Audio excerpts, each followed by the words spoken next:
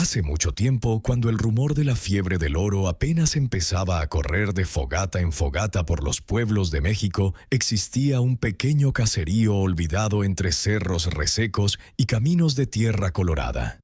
Se llamaba San Lázaro del Monte y, como todos los lugares pobres, vivía del maíz, los frijoles y la esperanza. En San Lázaro vivía un hombre al que nadie recordaba por su nombre de pila.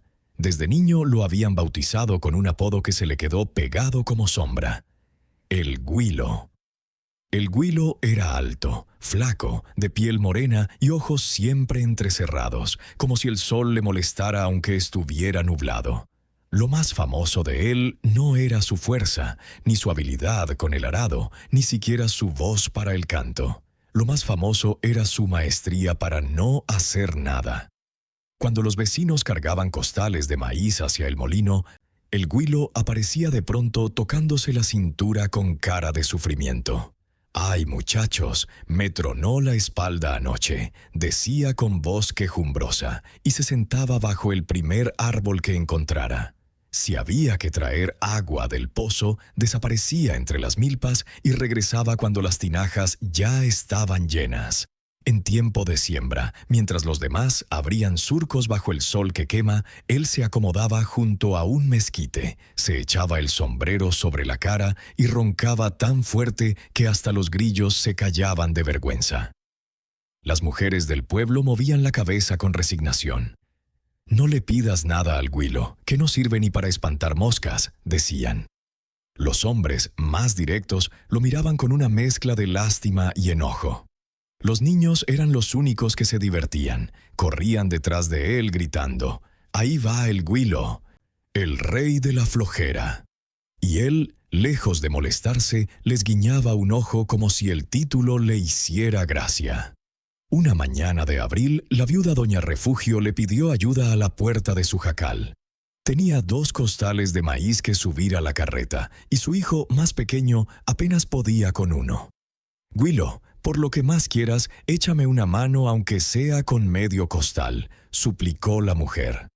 Él se rascó la nuca, miró al cielo como buscando una nube que justificara su pereza y suspiró. «Doña Refu, si lo levanto, me voy de espaldas, y luego ¿quién la ayuda a usted?», contestó con la mayor seriedad del mundo. La viuda apretó los labios, cargó ella misma los costales con ayuda del niño y se alejó sin decir palabra. El Güilo se cambió de sombra y siguió dormitando. Así pasaban los días, los meses, los años. Nadie esperaba ya nada de él, y, la verdad sea dicha, él tampoco esperaba nada de nadie. Pero una tarde de finales de mayo, cuando el viento traía olor a lluvia lejana, llegaron al pueblo 3 arrieros agotados. Venían del norte, con las botas rotas y las caras quemadas por el sol. Traían mulas cargadas de herramientas y, sobre todo, traían noticias. Se sentaron en la plaza, bajo el laurel de la India, y mientras bebían agua de la tinaja empezaron a hablar bajo. «Dicen que en la Alta California los ríos están llenos de oro», contó el más viejo, un hombre de bigote blanco llamado Don Lencho. «Que uno se agacha, mete la batea y saca pepitas como granos de maíz». Otro arriero, más joven y con los ojos brillantes, levantó la mano y mostró un saquito de cuero. Lo abrió con cuidado y dejó ver unas chispitas amarillas que relucieron bajo el sol poniente. No eran muchas, pero eran reales. «La gente se está volviendo loca», siguió. «Hay quien llega pobre y en un mes ya tiene para comprarse ranchos enteros. Y lo mejor, el oro está ahí, en la superficie, casi pidiéndole a uno que lo recoja». El Güilo, que cabeceaba apoyado contra la pared de la tienda, abrió un ojo y luego el otro. La palabra oro le pegó en el pecho como un latido nuevo. Oro. Riqueza sin esfuerzo. Dinero sin sudar. Por primera vez en mucho tiempo sintió algo parecido a la emoción. En su cabeza se pelearon 2 voces. Una, débil, le advirtió que seguramente sería trabajo duro. La otra, fuerte y dulce, le susurró que tal vez, solo tal vez, Esa era la oportunidad que había estado esperando toda la vida sin saberlo. Esa noche no durmió bajo su mezquite favorito. Se quedó despierto mirando las estrellas, imaginando montañas de monedas que no necesitaría cargar, casas grandes donde nunca tendría que barrer y una vida en la que nadie volvería a llamarlo flojo porque sería rico. Al día siguiente, cuando el sol apenas asomaba detrás de los cerros, el Huilo hizo algo que nadie en San Lázaro del Monte hubiera imaginado jamás. Se levantó temprano, se puso su sombrero más decente, el que guardaba para las bodas y los entierros, metió en un costalito un pedazo de tortilla dura y un poco de chile seco, y sin despedirse de nadie salió caminando rumbo al norte. No llevó pico ni pala, le pesaban demasiado solo de pensarlos. Tampoco llevó batea. Si el oro está en la superficie, ¿para qué necesito herramientas?, se dijo mientras cruzaba el último cerro que separaba al pueblo de la inmensidad del camino. San Lázaro del Monte lo vio partir sin ruido. Algunos vecinos se asomaron a las puertas. Se miraron entre sí y movieron la cabeza. «Ya verán que regresa en una semana, con la lengua de fuera», murmuró don Lencho. Pero el Huilo no volvió la vista atrás. En su mente ya era rico. Solo faltaba llegar. El camino hacia el norte era largo y cruel con quien no estuviera acostumbrado a caminar. Polvo, sol, espinas, piedras que se clavaban en las suelas rotas y, de cuando en cuando, un viento helado que bajaba de la sierra como si quisiera empujar al viajero de vuelta a su casa. Pero el Huilo avanzaba.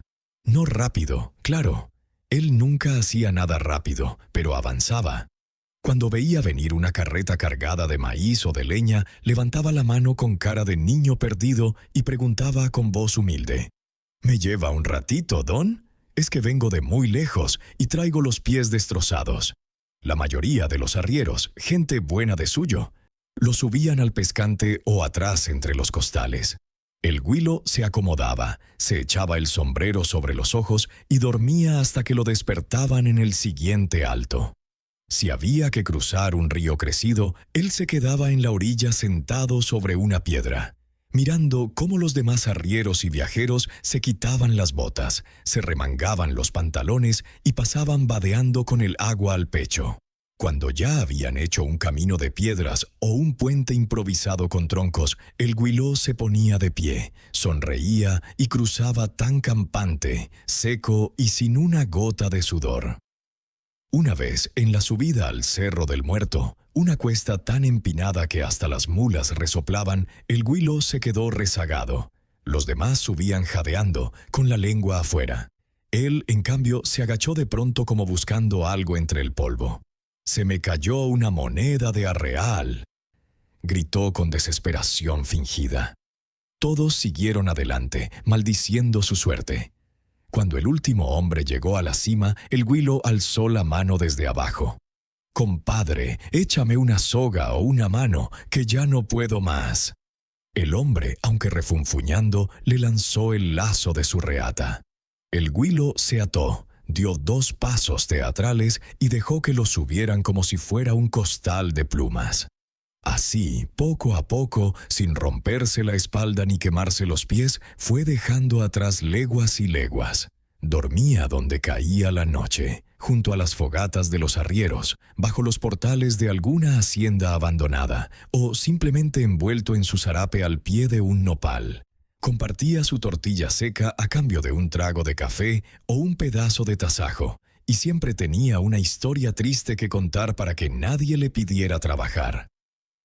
Una noche, cerca de la laguna de Chapala, compartió lumbre con un grupo de gambusinos que regresaban del norte con las barbas largas y los ojos hundidos.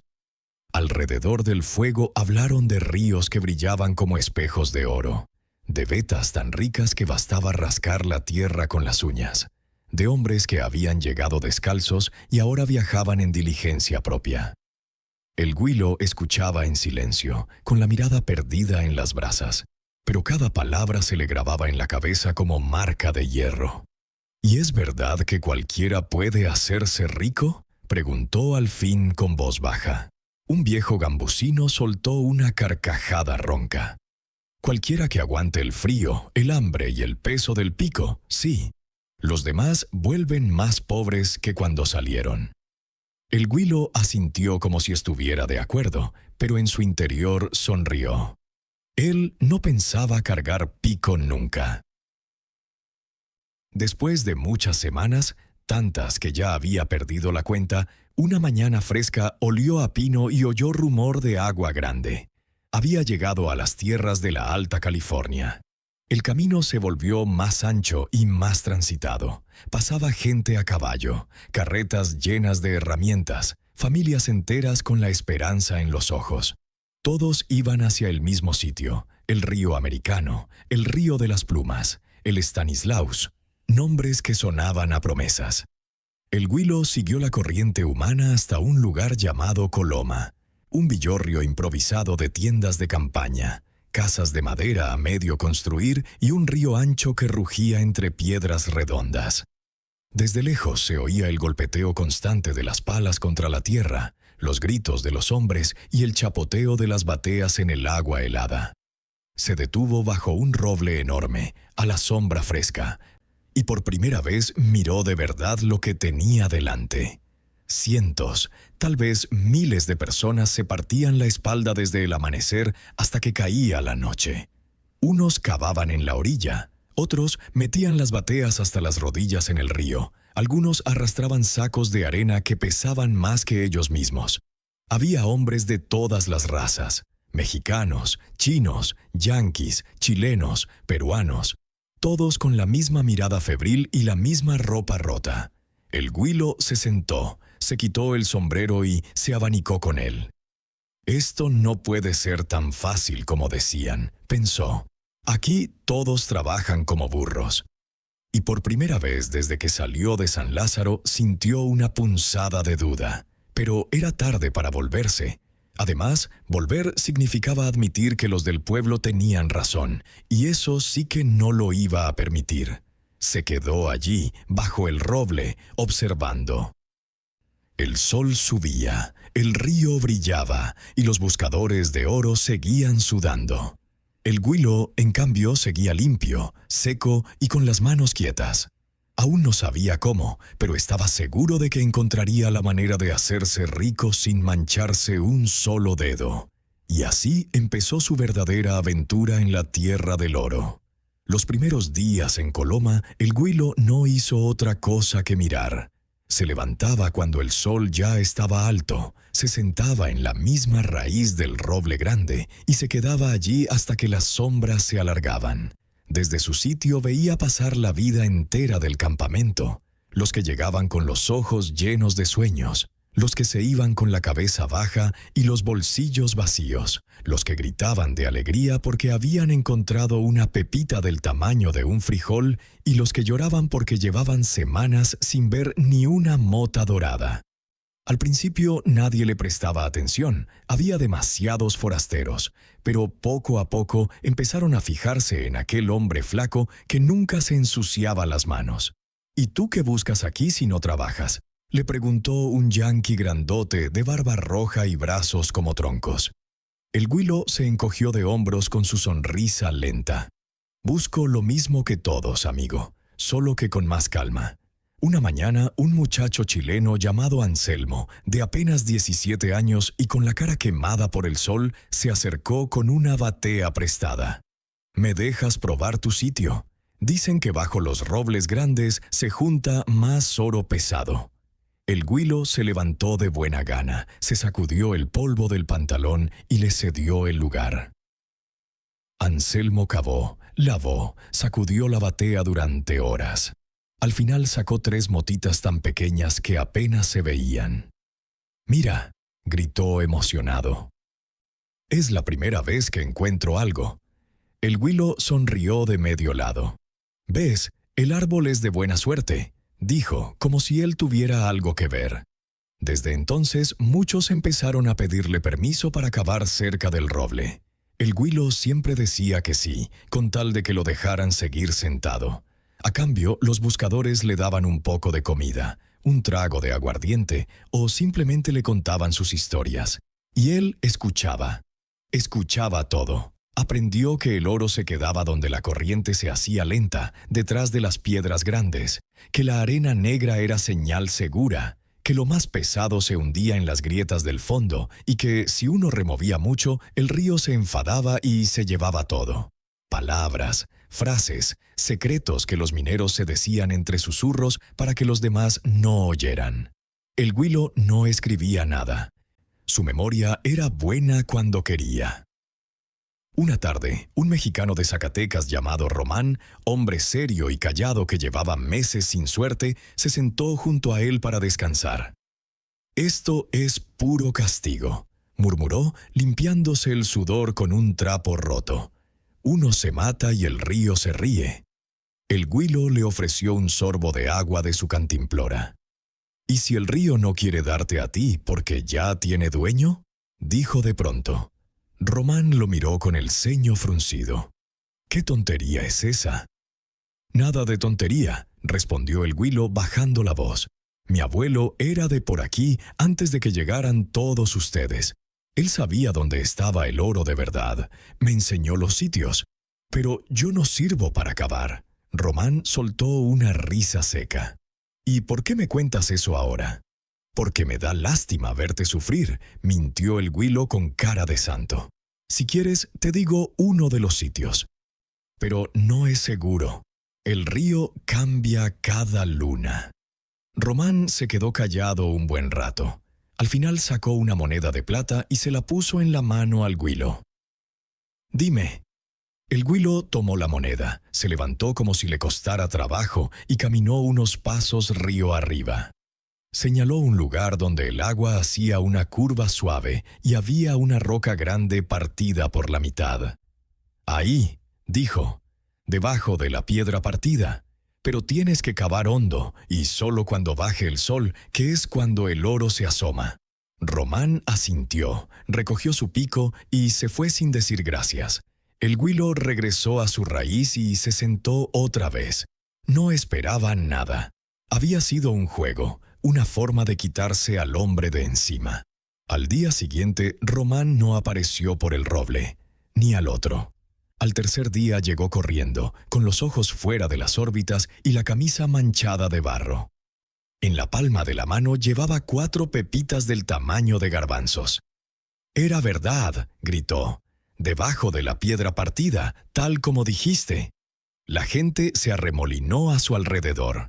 Román, emocionado, señaló hacia el roble.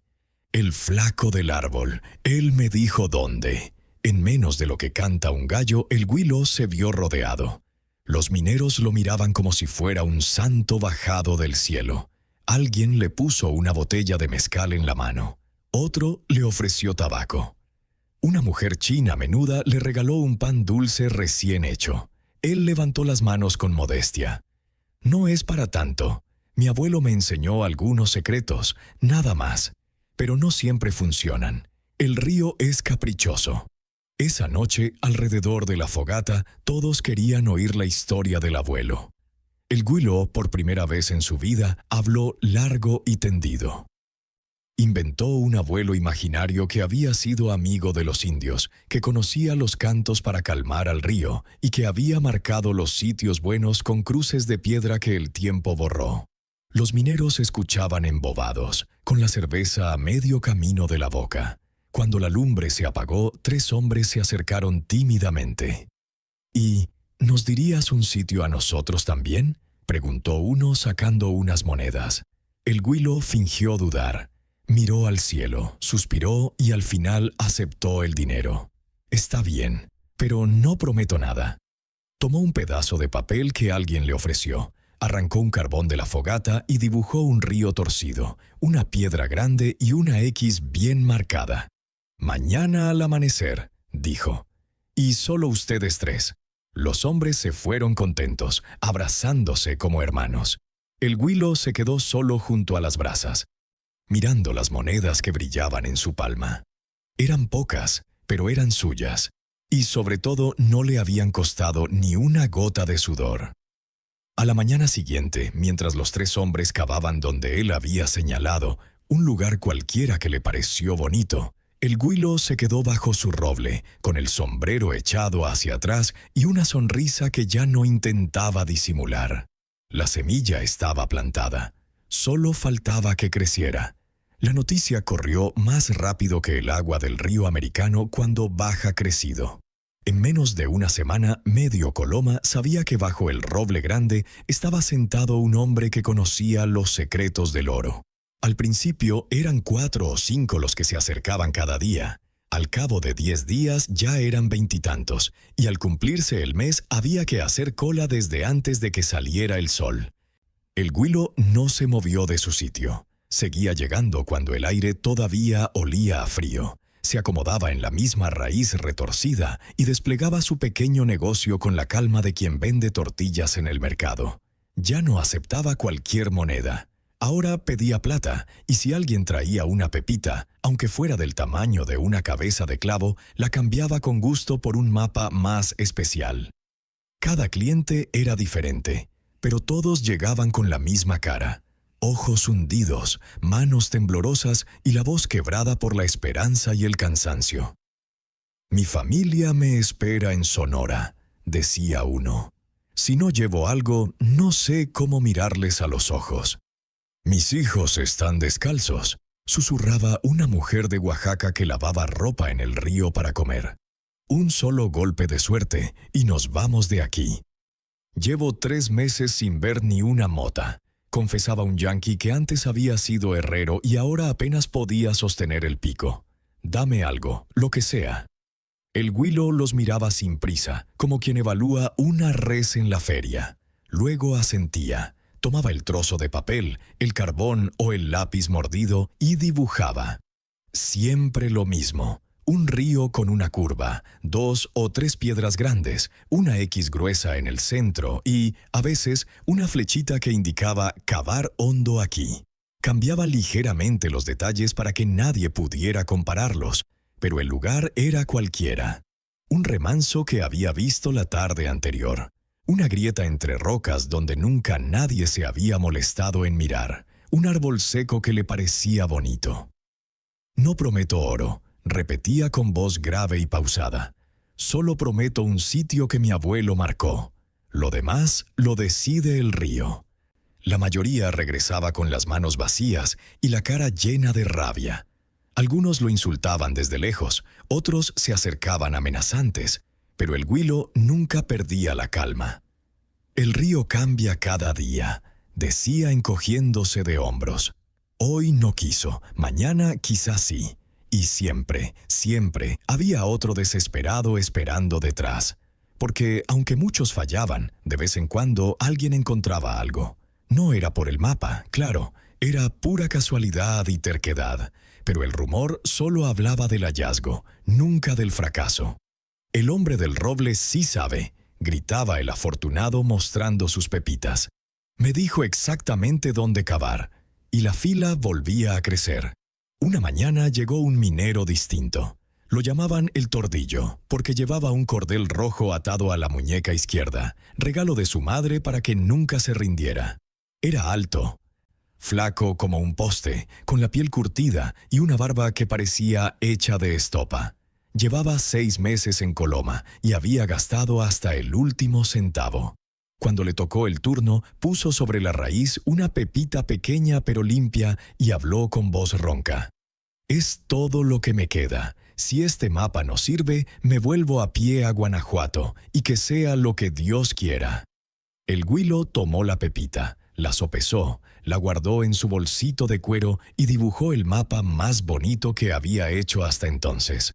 Una curva perfecta, una piedra partida por un rayo, una X grande, y debajo escribió con letra temblorosa: «Aquí duerme el abuelo».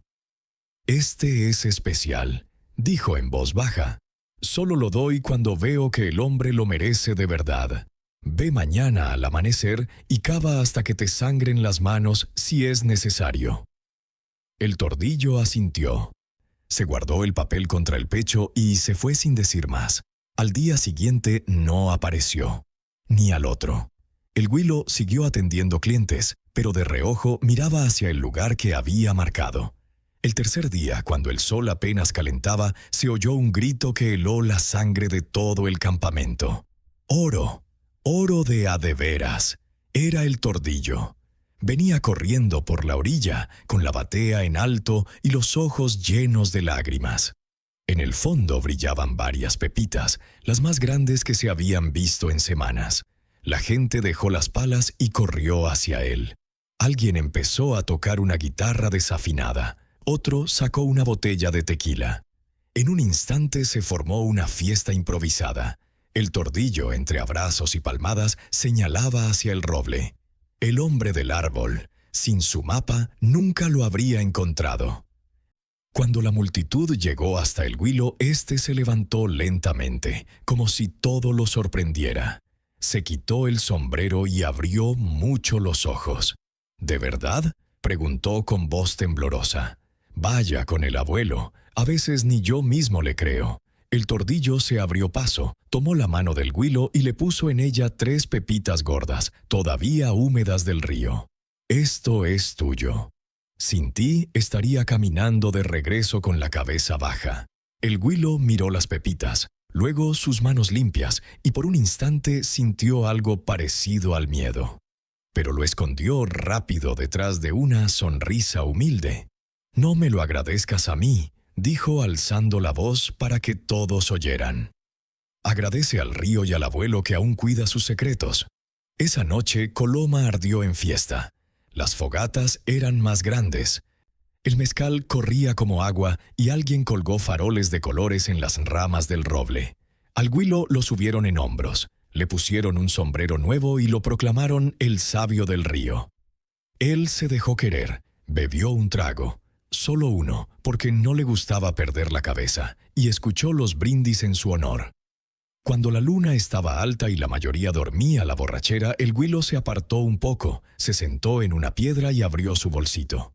Contó las monedas, las pepitas, los pedacitos de oro en polvo. Eran muchos, más de los que había visto juntos en toda su vida. Sonrió en la oscuridad. «Pues sí, parece que encontré mi mina», murmuró. Y mientras el río seguía rugiendo a lo lejos, indiferente a la alegría y al engaño, el huilo guardó su fortuna, se acomodó el sombrero nuevo y pensó que, por primera vez, el trabajo de verdad apenas estaba comenzando. Pero esta vez sería un trabajo que le gustaba. La fama del Guilo ya no cabía en Coloma. Los buscadores que bajaban al río Stanislaus o subían al Yuba hablaban del hombre del roble como antes se hablaba del propio James Marshall cuando encontró la primera pepita. Los correos que salían rumbo a Sacramento y a San Francisco llevaban la misma noticia. En Coloma hay un mexicano que vende mapas que valen su peso en oro. Y los que llegaban con polvo en las botas y hambre en los ojos preguntaban primero por el árbol grande y después por el agua. El huilo tuvo que cambiar de estrategia. Ya no bastaba con sentarse y esperar. Ahora tenía que administrar la esperanza como quien reparte agua en sequía. Se levantó más temprano, se buscó una mesa coja que alguien había desechado y la puso bajo el roble. Sobre la mesa colocó una caja de puros vacía que hacía de cajón, un tarro con carbones afilados y un montón de papeles cortados a la medida. Trozos de sacos de harina, páginas arrancadas de Biblias viejas, hasta un libro de cuentas que le regaló un comerciante yanqui. Todo servía. Instaló también una especie de turno. Los que querían mapa hacían fila india. Al primero que llegaba le daba un pedacito de madera con un número quemado con hierro caliente. Cuando le tocaba, el cliente se acercaba, dejaba su pago sobre la mesa y recibía su papel doblado 4 veces. El huilo ya no dibujaba delante de nadie. Lo hacía de noche, a la luz de una vela de sebo, mientras contaba las ganancias y planeaba los lugares del día siguiente. Porque los lugares ya no eran cualquiera. Ahora se tomaba la molestia de caminar un poco al atardecer, cuando los mineros se iban a comer, y elegía sitios que tuvieran buena pinta. Una curva cerrada donde el agua se remansaba, una roca con forma rara, un sauce que inclinaba sus ramas como señalando algo. Nunca muy lejos. No fuera a ser que alguien lo viera y descubriera que no sabía más que ellos. pero sí lo suficiente distintos para que cada mapa pareciera único. Los precios subieron otra vez. El mapa sencillo costaba $2 en plata, o su equivalente en polvo de oro. El especial, con 2X y una frase misteriosa como «donde el abuelo lloró» o «donde la luna besa la piedra», valía 5. Y el de ley, que solo daba una vez por semana y que llevaba su firma completa, un garabato que parecía G con una cola larga, costaba 1 onza o más. Nadie se quejaba. Pagaban y se iban corriendo, como si el papel se fuera a evaporar. Una mañana de agosto llegó una mujer que rompió la rutina. Se llamaba Prudencia, era de Sinaloa y tenía la cara curtida y los ojos tristes de quien ha perdido mucho. Venía acompañada de 2 niños flacos que se quedaban atrás, mirando todo con miedo. Prudencia llevaba un vestido negro deslavado y un rebozo que alguna vez fue rojo. Se acercó a la mesa sin pedir número y puso encima una sortija de oro con una piedra verde pequeña. «Es lo único que me queda de mi madre», dijo con voz firme. «Mis hijos no han comido carne en 15 días. Si tu mapa sirve, te lo agradezco de rodillas. Si no, me voy al otro lado del río y acabo con todo». Los que estaban en la fila se quedaron callados. Hasta el viento pareció detenerse. El Güilo miró la sortija, luego a los niños, y por primera vez desde que empezó el negocio, sintió que le apretaban algo en el pecho. Pero el negocio era el negocio. Tomó la sortija, la guardó sin sopesarla y le entregó un mapa de los caros. En él había dibujado un remanso tranquilo, una piedra redonda como luna llena y una X rodeada de un círculo. «Mañana al amanecer», dijo bajando la voz, «lleva a los niños para que te ayuden a lavar, y no le digas a nadie dónde es». Prudencia asintió, tomó a sus hijos de la mano y se fue sin mirar atrás. Esa misma tarde, mientras el Güilo contaba monedas a la sombra, pasó cerca del lugar que le había marcado a la mujer. Vio que ella y los niños estaban allí, cavando con una pala rota y una batea hecha con medio barril. La mujer trabajaba en silencio. Los niños pasaban la arena, todos con el sol pegando fuerte en la nuca. El Güilo siguió caminando. No quiso mirar más. Al otro día, Prudencia no apareció por el roble, ni al siguiente. El Güilo siguió atendiendo clientes, pero cada vez que alguien preguntaba por la mujer de negro, él se encogía de hombros y decía que el río era caprichoso. Una semana después llegó al campamento un hombre a caballo, bien vestido, con sombrero nuevo y botas relucientes. Preguntó por el Güilo y, cuando lo encontró, desmontó y le entregó un saquito de cuero pesado. «Esto es de parte de Prudencia», dijo. Encontró una veta pequeña pero constante. Dice que con esto ya puede llevar a sus hijos a casa y que te dé las gracias de rodillas, aunque no venga en persona porque tiene vergüenza. El Güilo abrió el saquito. Dentro había casi 3 onzas de pepitas limpias. Las miró largo rato, luego cerró el cordón y lo guardó sin decir palabra. Esa noche no dibujó mapas.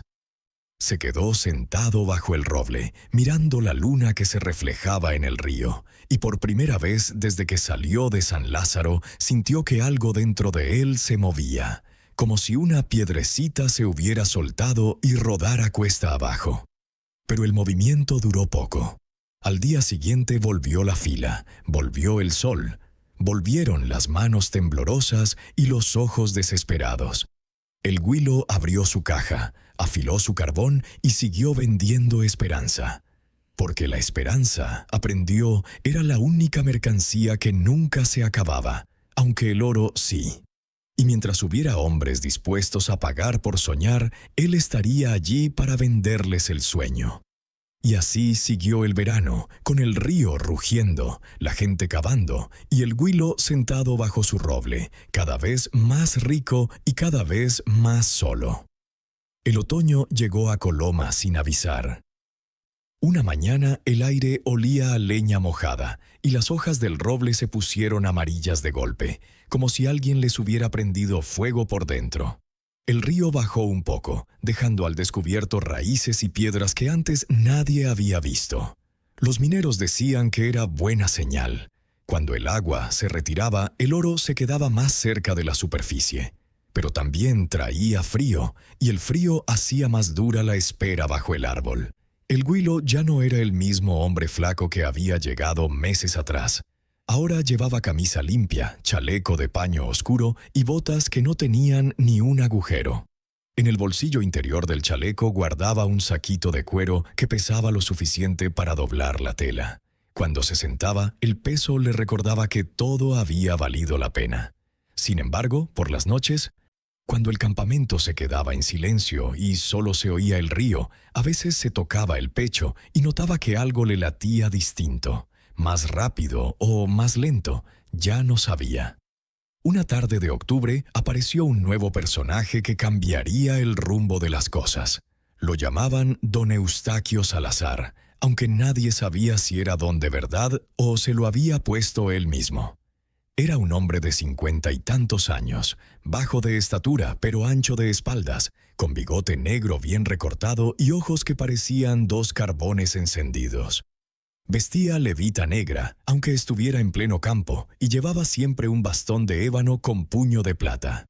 Decían que había sido comerciante en Sacramento y que ahora compraba concesiones de terreno a quienes se rendían. Don Eustaquio llegó al roble con 2 ayudantes fornidos y se plantó delante de la mesa del Güilo sin pedir turno. «Buenos días, señor sabio», dijo con voz que parecía miel sobre cuchillo. «Me han hablado tanto de usted que no he podido resistir la curiosidad». El Güilo levantó la vista despacio. No le gustó el tono, pero tampoco le gustaba mostrar miedo. «Buenos días tenga usted, caballero. Si viene por mapa, haga fila como todos». Don Eustaquio sonrió sin enseñar los dientes. «No, no vengo por mapa. Vengo por usted, o, mejor dicho, por su negocio». Sacó del bolsillo interior un fajo de billetes verdes, nuevos y crujientes, y lo dejó caer sobre la mesa con un golpe seco. $1000 americanos, en efectivo, por todos los mapas que quiera dibujar para mí y solo para mí durante un año. Usted sigue sentado aquí, pero los sitios que marque serán míos. Yo pondré hombres a cavar. Usted se lleva la mitad de lo que saquemos, sin esfuerzo, sin ensuciarse. El silencio se hizo tan grande que hasta el río pareció callarse. Los que estaban en la fila miraban con la boca abierta. $1000 eran más de lo que muchos habían soñado en toda su vida. El Güilo miró el dinero, luego al hombre, luego otra vez al dinero. Sintió que la tentación le lamía los dedos. Con esa cantidad podía irse a cualquier parte, a San Francisco, a Mazatlán, hasta Europa si quería. Podía comprar una casa con balcones y criados que le sirvieran el café en la cama. Podía dejar de fingir para siempre. Pero algo dentro de él se tensó como alambre. «Le agradezco la oferta, don Eustaquio», dijo al fin, empujando el fajo hacia atrás con la punta del carbón. «Pero mis mapas no funcionan así. El río no quiere socios, solo quiere hombres solos que crean en él. Si usted pone 100 trabajadores, el oro se esconde. Lo he visto». Don Eustaquio no se inmutó. «Piénselo bien, amigo. La gente empieza a cansarse de pagar por nada. Ya hay quien dice que usted vende humo. Un día de estos, alguien con menos paciencia que yo vendrá con otra clase de oferta. Y no será en billetes». Los 2 ayudantes dieron un paso adelante. El Güilo sintió que el aire se volvía espeso, pero no retrocedió. «Quien venga con otra oferta», respondió con calma, «se encontrará con que el río protege a los suyos». Don Eustaquio soltó una risa corta, recogió su dinero y se dio la vuelta. «Tiene una semana para cambiar de idea», dijo sin mirar atrás. «Después de eso, el roble puede quedarse sin sombra». Cuando se fueron, la fila se deshizo un poco. Algunos clientes se marcharon murmurando, otros se quedaron mirando al Güilo como si esperaran que hiciera un milagro. Él siguió dibujando mapas como si nada hubiera pasado, pero por primera vez, desde que empezó todo, la mano le tembló un poco al trazar la X. Esa noche no durmió. Se quedó sentado bajo el roble, con una manta sobre los hombros y una botella de mezcal a medio terminar. Pensó en Prudencia y sus niños, en el tordillo y su cordel rojo, en Román que había sido el primero. Pensó en San Lázaro del Monte y en cómo todos reirían si lo vieran regresar con las manos vacías otra vez. Y pensó en don Eustaquio y en lo que significaba tener enemigos de verdad. Cuando el cielo empezó a clarear, tomó una decisión. Guardó la botella, se levantó y, por primera vez en meses, caminó hacia el río antes de que saliera el sol. Se quedó mirando el agua correr, fría y rápida, y habló en voz baja, como quien reza o maldice, según se mire. «Viejo río», dijo, «tú y yo hemos hecho buen negocio. Tú das de vez en cuando, yo vendo la espera. Pero ahora vienen lobos grandes. Si me vas a dejar solo, dímelo ya y me voy. Si no, dame una señal, una sola, algo que calle bocas y me dé tiempo». El río siguió corriendo, indiferente. El Güilo esperó. El sol salió, los primeros mineros empezaron a llegar y nada pasó. Entonces, justo cuando iba a darse la vuelta, oyó un grito lejano, río arriba. Un grito de hombre que se quiebra de pura alegría. «¡Oro! Virgen Santa! Aquí hay una veta entera». Era un muchacho de Sonora, uno de los últimos a los que le había vendido Mapa el día anterior. Corría con la batea llena de pepitas grandes, tan grandes que parecían uvas doradas. La gente se agolpó. El muchacho, entre lágrimas, mostraba el papel arrugado. La X del Güilo, clara y firme. En menos de una hora la noticia llegó al roble. La fila se hizo 3 veces más larga. Don Eustaquio, que aún no se había marchado del campamento, vio la multitud desde la puerta de la tienda y apretó el bastón con fuerza. El Güilo, sentado en su sitio de siempre, recibió al muchacho como a un hijo pródigo y aceptó la parte que le correspondía. Un puñado de oro que pesaba más que todo lo que había juntado hasta entonces. Cuando la noche cayó otra vez, el campamento entero hablaba del nuevo rico y del sabio que nunca fallaba. El Güilo contó su oro a la luz de la luna, lo guardó en 2 saquitos distintos y sonrió con la boca pequeña. «Gracias, Río», murmuró. «Parece que todavía jugamos en el mismo equipo». Pero en el fondo sabía que el juego acababa de volverse más peligroso, y que la próxima vez que don Eustaquio apareciera ya no traería billetes. El invierno de 1849 llegó temprano y con mala cara. Una noche de noviembre el cielo se abrió y cayó una lluvia fría que convirtió los caminos en lodazales y el río en una bestia furiosa. Las tiendas de campaña se hundían, las fogatas se apagaban apenas encendidas y muchos mineros, hartos de mojarse y de no encontrar nada, empezaron a hablar de marcharse hacia el sur o de volver a casa. Coloma se vació un poco. Los más débiles se fueron. Los más tercos se quedaron. El Güilo no se movió. Mandó clavar un toldo de lona gruesa sobre su roble, compró una estufa de hierro que alguien abandonaba y siguió sentado como si el frío fuera cosa de otros.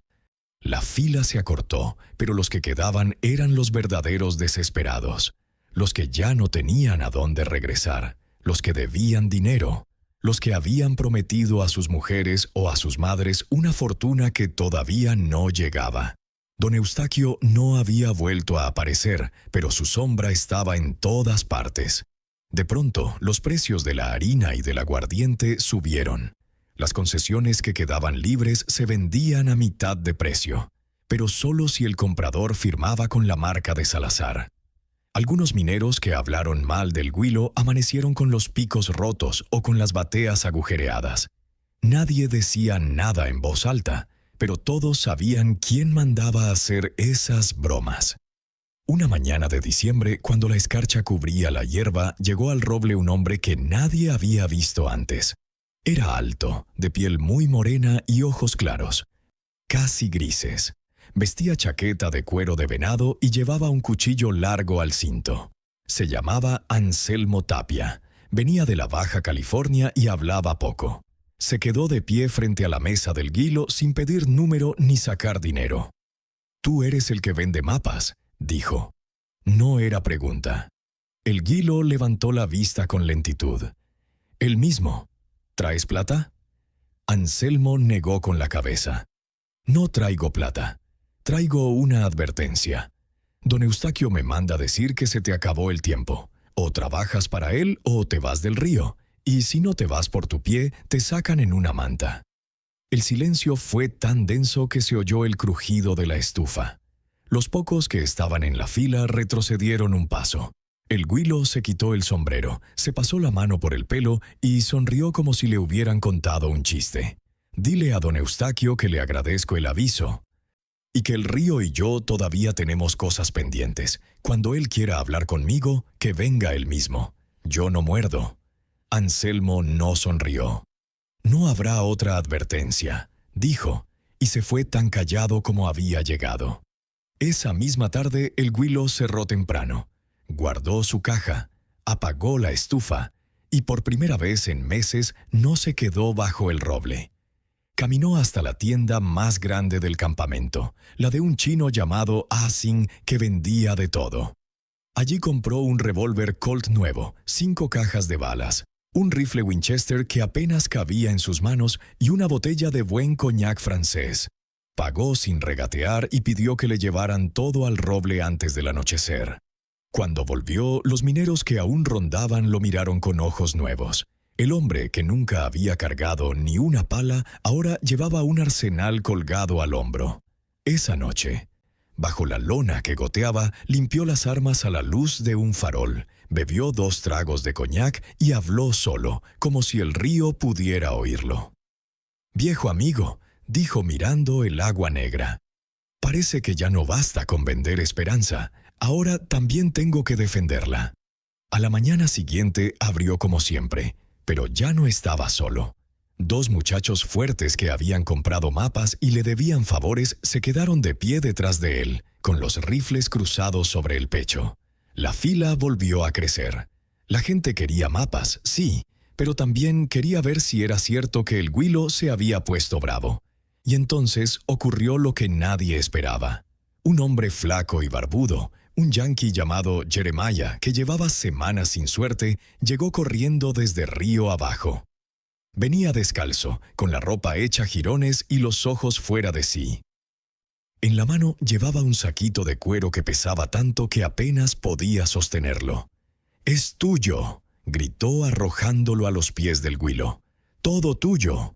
Encontré la madre de todas las vetas». Abrió el saquito y dejó caer una cascada de oro. Pepitas grandes como huevos de paloma, polvo grueso, hasta una placa casi del tamaño de una moneda de A8. El campamento entero se quedó sin aliento. Jeremiah contó entre sollozos que había seguido al pie de la letra el último mapa de ley que le vendió el Guilo, que cavó 3 días seguidos sin dormir, que el agua le llegaba al pecho, que casi se ahoga 2 veces, pero que debajo de una roca negra encontró una grieta que no paraba de dar. La gente se volvió loca. Algunos corrieron al río a buscar el sitio, otros se abrazaban, otros lloraban. El Guilo recogió el saquito, lo pesó en la mano y, por primera vez en mucho tiempo, se le quebró la voz. «Gracias, Jeremiah», dijo. «El abuelo está contento hoy». Esa tarde no vendió ni un solo mapa más. Cerró la mesa, repartió comida y mezcal entre los que quedaban y dejó que la fiesta durara hasta el amanecer. Pero cuando la luna estaba alta, se apartó del bullicio, se sentó en la orilla y miró el río con ojos distintos.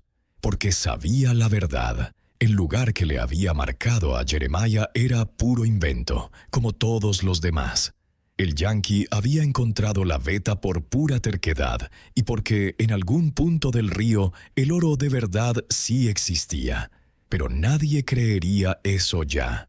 Para todos, el Guilo había hecho otro milagro, y mientras las fogatas ardían y los hombres cantaban, él sintió que la cuerda se tensaba más que nunca.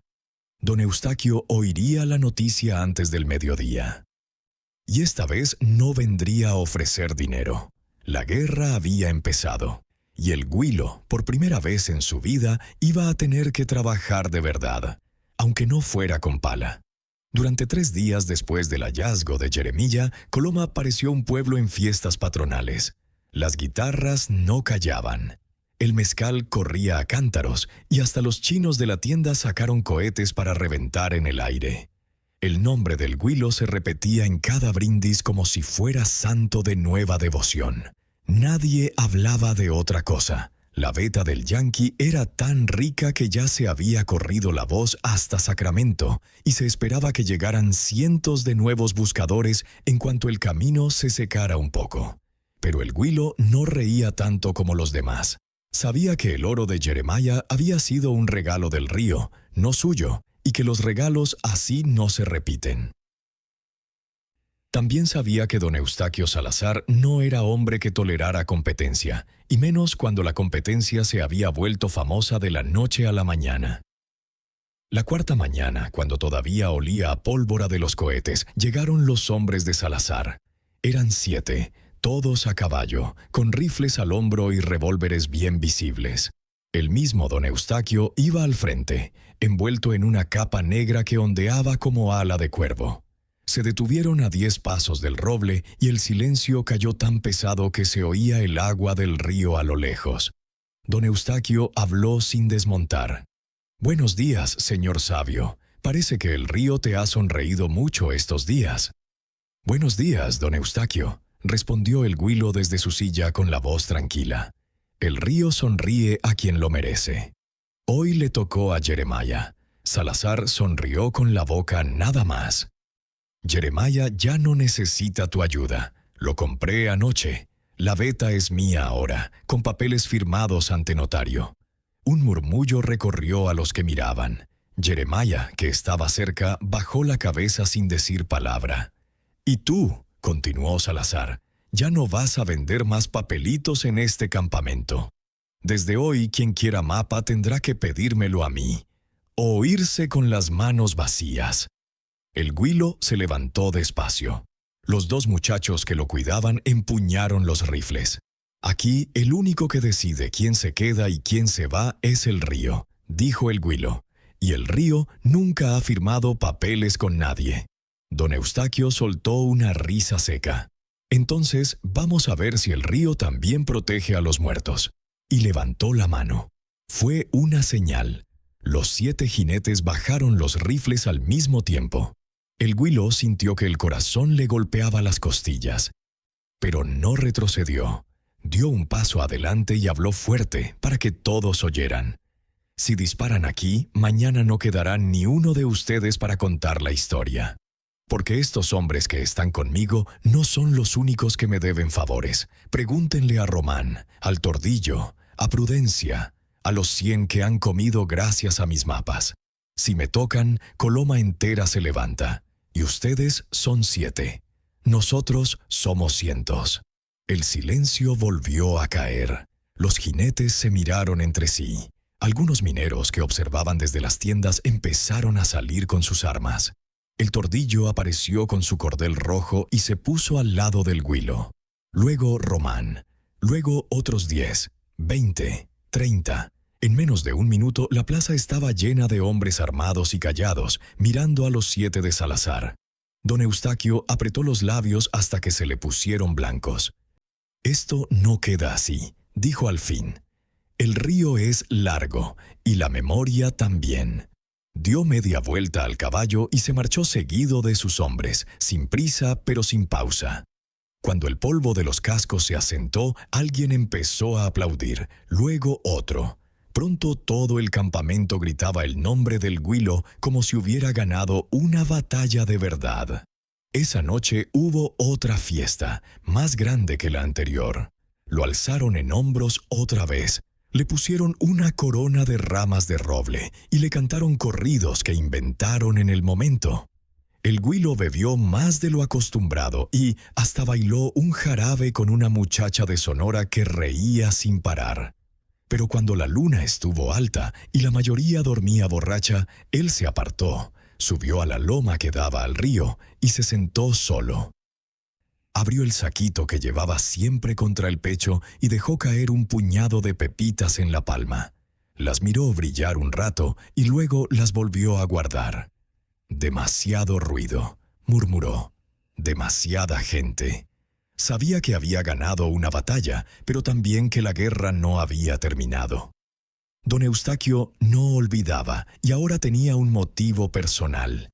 Además, el oro de verdad empezaba a escasear. Los nuevos que llegaban encontraban cada vez menos y los rumores de mapas falsos empezaban a correr otra vez, aunque nadie se atrevía a decirlo en voz alta delante de él. Al amanecer del día siguiente tomó una decisión. Cerró la mesa temprano, llamó a los 2 muchachos que lo cuidaban y les dio a cada uno un saquito pequeño pero pesado. «Esto es por lo que hicieron ayer. Ahora váyanse, lejos, a Sacramento, a San Francisco, donde quieran. Y no digan a nadie hacia dónde me fui». Después entró en la tienda de Asing, compró un mulo fuerte, provisiones para un mes y una manta nueva. Regresó al roble, descolgó el toldo, apagó la estufa y quemó todos los papeles que le quedaban. Las cenizas volaron con el viento frío.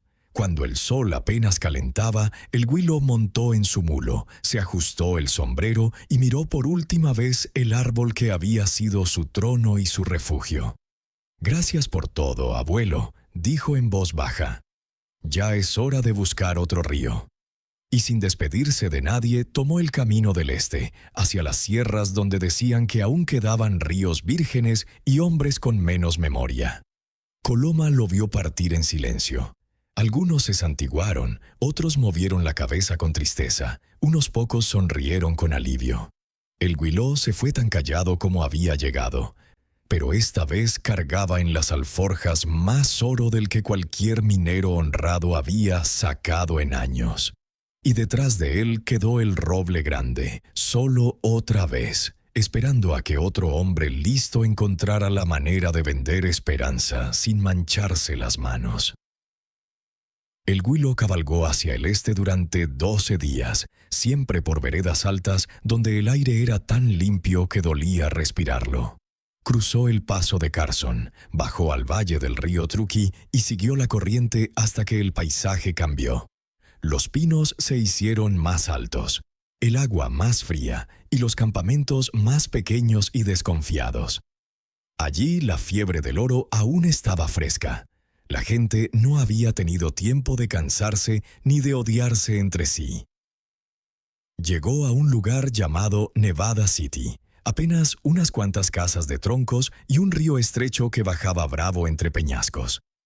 Los mineros eran menos, pero trabajaban con la misma locura que él había visto en Coloma un año atrás. Cuando preguntaron su nombre, él contestó simplemente «Lázaro», nada más. Y nadie insistió. Durante los primeros días se quedó callado, observando desde la orilla, como había hecho siempre. Vio cómo los hombres se partían la espalda, cómo las mujeres lavaban arena hasta que les sangraban los dedos, cómo los niños recogían leña para cambiarla por un poco de pan. Todo le resultaba conocido, casi nostálgico. Una tarde, un viejo gambusino de Chihuahua, Don Chon, se sentó junto a él para descansar. «Aquí el oro es más fino», dijo el viejo, «pero está. Solo hay que saber mirar». Lázaro asintió sin hablar. «¿Y tú, qué buscas?», preguntó Don Chon. «No tienes pinta de cavador». «Busco sombra», respondió Lázaro con media sonrisa. «Y a veces la encuentro». Al tercer día ya había quien le pedía consejo. Al quinto, alguien le ofreció una moneda por decirle un sitio bueno. Lázaro dudó. Había jurado no volver a lo mismo. El recuerdo de don Eustaquio y de los rifles apuntando aún le apretaba la garganta por las noches. Pero la moneda brillaba en la palma del hombre, y el hambre de esperanza en sus ojos era el mismo de siempre. Aceptó la moneda y dibujó una X en un trozo de papel. «No te prometo nada», dijo. «Solo un lugar donde el río se detiene a pensar». El hombre se fue contento. 2 días después regresó con 3 pepitas pequeñas y los ojos llenos de lágrimas. Era cierto al pie de la letra. gritó para que todos oyeran. Y así, sin quererlo del todo, la historia empezó otra vez. En menos de un mes, Lázaro tenía su nuevo roble, un pino enorme junto al puente de madera que cruzaba el río Deer Creek. Debajo instaló una mesa, un banquito y una caja de puros que volvió a servir de cajón. Los mapas eran más caros que en Coloma, porque aquí el oro era más difícil y la gente pagaba lo que fuera con tal de no regresar con las manos vacías. Pero Lázaro ya no era el mismo. Ahora dibujaba con más cuidado, caminaba él mismo los sitios al amanecer, elegía lugares donde realmente había visto arena negra o piedras redondas que delataban corriente antigua. No garantizaba oro, pero tampoco quería que todos se fueran furiosos. Había aprendido que un hombre furioso puede volverse peligroso, y él ya tenía bastante con sus propios fantasmas. Una mañana de primavera llegó una carta. La trajo un arriero que venía de Sacramento y la dejó en la mesa sin decir palabra. El sobre era de buena calidad, sellado con lacre rojo. Dentro había una sola hoja. Sé dónde estás. El río es largo, pero no tanto. Cuando menos lo esperes, el pasado cobra. S. Lázaro quemó la carta en la estufa sin cambiar de gesto, pero esa noche no durmió. Montó guardia con el Winchester sobre las rodillas y escuchó cada ruido del bosque hasta que salió el sol. Los días siguientes fueron de tensión. Contrató a 2 muchachos fuertes para que lo acompañaran. Cambió el pino por un sitio más cerca del centro del pueblo, donde siempre había gente. Pero la sombra de don Eustaquio estaba allí, en cada cara nueva, en cada mirada que duraba demasiado. Una tarde de mayo, cuando la nieve de las cumbres empezaba a derretirse y el río venía crecido, apareció un hombre que Lázaro reconoció de inmediato, Anselmo Tapia, el mismo mensajero de la vez anterior, el de los ojos grises y el cuchillo largo. Venía solo, sin caballo, con la ropa llena de polvo. Se paró frente a la mesa y habló bajo. Don Eustaquio murió hace 3 semanas. Lo mataron en una partida de monte en Sacramento. Dicen que hizo trampa y alguien no lo perdonó. Lázaro sintió que algo se aflojaba dentro de su pecho, pero no dijo nada.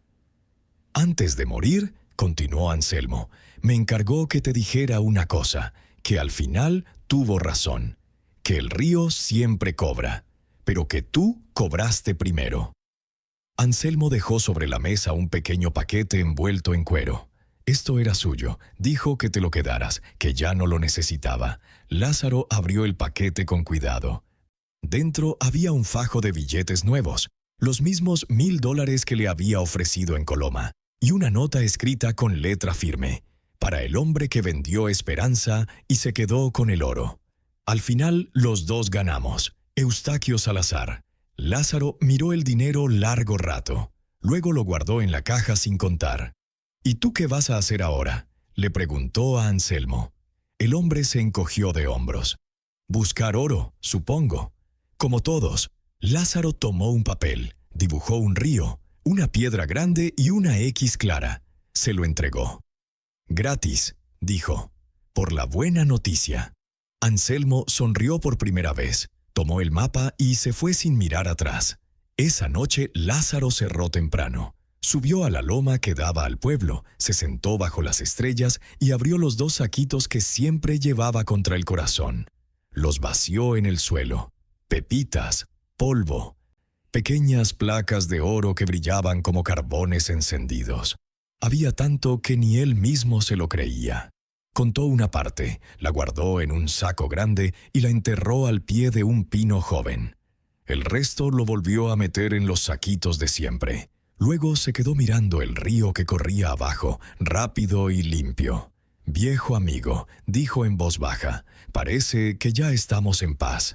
Y por primera vez en mucho tiempo durmió sin sueños. Los años pasaron como agua entre los dedos. Nevada City creció, se hizo pueblo de verdad, con calles de madera, iglesia de campanario y hasta un pequeño teatro donde actuaban compañías que venían de San Francisco. El río Deer Creek siguió dando oro un tiempo más. Luego se cansó, como todos los ríos, y la mayoría de los buscadores se marcharon a otros lugares donde todavía brillaba la promesa. Lázaro no se marchó. Cuando el negocio de los mapas dejó de ser rentable, cerró la mesa sin ruido, vendió el mulo y compró una casita de adobe al final de la calle principal, con un corral pequeño y un peral que daba fruta dulce en verano. Nadie supo nunca cuánto oro tenía enterrado bajo el pino joven. Él tampoco volvió a desenterrarlo. Vivía con sencillez. Camisa limpia, café por las mañanas, un libro prestado de la biblioteca del padre O'Rourke y largas tardes sentado en el porche mirando la sierra. Los viejos del pueblo aún contaban la historia del hombre que llegó sin pala y se fue rico sin cavar nunca. Algunos decían que era un santo disfrazado, otros que era el diablo con cara de flojo. Los niños le pedían que les contara del abuelo sabio que hablaba con los ríos. Lázaro sonreía, les daba un dulce y cambiaba de tema. Una mañana de otoño de 1868, cuando las hojas del peral se pusieron rojas como sangre, Lázaro sintió que el cuerpo le pesaba más que nunca. Se levantó temprano, como siempre, preparó café, barrió el porche y se sentó en su mecedora favorita. El aire olía a leña y a tierra mojada. Un muchacho que pasaba con las cabras se acercó a la cerca. ¿Necesita algo, don Lázaro? El viejo negó con la cabeza. Nada, hijo. Solo estoy esperando a alguien que viene de muy lejos. El muchacho se fue. Lázaro cerró los ojos, apoyó la cabeza contra el respaldo y dejó que el sol de la mañana le calentara la cara. En su mente apareció San Lázaro del Monte, el jacal de su madre, el mezquite donde dormía la siesta, los gritos de los niños que lo llamaban el Huilo. Vio Coloma en fiesta, el roble grande, las manos temblorosas que le daban monedas por un papel con una X. Vio a Prudencia y sus hijos subiendo a un carro rumbo al sur, al Tordillo con su cordel rojo, a Jeremías llorando de alegría. Vio incluso a don Eustaquio levantando su copa de coñac en un brindis que nunca llegó a hacerse. Sonrió apenas. Al final, murmuró, todos encontramos lo que buscábamos. Unos oro, otros esperanza, y algunos un poco de las dos cosas. El viento movió las hojas del peral. Un pájaro cantó lejos. Lázaro respiró hondo, como quien termina un trabajo largo, y se quedó muy quieto. Cuando el muchacho de las cabras regresó al mediodía, lo encontró así, sentado en la mecedora, con las manos cruzadas sobre el regazo y una expresión tranquila, como quien duerme después de una buena jornada. Lo enterraron 3 días después en el pequeño cementerio detrás de la iglesia. No hubo grandes discursos. Solo el padre O'Rourke dijo unas palabras sobre la providencia y sus caminos misteriosos. Los viejos del pueblo llevaron flores silvestres. Los niños dejaron dulces en la tumba, y alguien, nadie supo quién, clavó una estaca de madera a la cabecera con una sola palabra tallada con cuchillo: Lázaro. Debajo del pino joven, el saco siguió allí, intacto. El oro se quedó en la tierra, como semilla que nunca germinó, porque su dueño ya no lo necesitaba. Y así termina la historia del flojo que salió a buscar oro y encontró una mina distinta. La mina de la esperanza ajena, que pesa menos que una pala y rinde más que cualquier veta. No fue un hombre bueno del todo, ni malo del todo. Fue astuto, sí, y supo ver lo que muchos no ven, que en tiempos de fiebre el oro más seguro no siempre está bajo la tierra. Algunos lo recordarán como engañador, otros como el que les dio una razón para seguir un día más. La verdad, como el río, se la llevó el tiempo. Pero si algún día pasas por Nevada City y ves un peral viejo al final de la calle principal, detente un momento. Tal vez escuches, muy bajito, una voz que dice: no todos tienen que cavar para vivir. A veces basta con saber qué es lo que los demás están dispuestos a pagar para seguir cavando. Y entonces sabrás que Lázaro, el Guilo, el hombre que nunca quiso trabajar, encontró al final la única riqueza que nadie le pudo quitar: la de haber entendido, antes que muchos, cómo funciona de verdad el mundo.